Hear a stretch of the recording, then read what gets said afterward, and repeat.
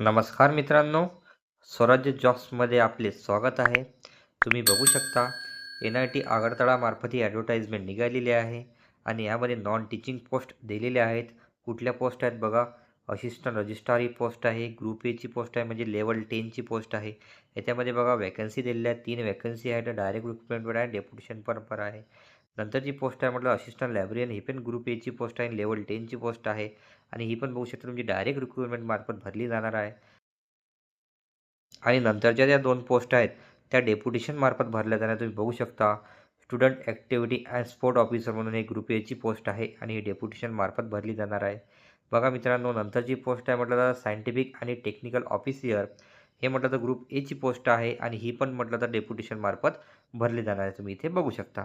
बघा मित्रांनो, form start झाले म्हटलं तर 16 मार्च 2026 रोजी आणि शेवटची तारीख आहे म्हटलं तर 25 एप्रिल 2026 रोजी ही तारीख वाढून दिलेली आहे मित्रांनो.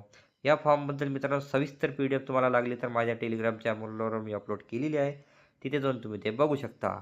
अशाच नवीन-नवीन प्रकारच्या ॲडव्हर्टाइजमेंटसाठी स्वराज्य जॉब्सला सबस्क्राईब करा, लाईक करा आणि शेअर करा. धन्यवाद मित्रांनो.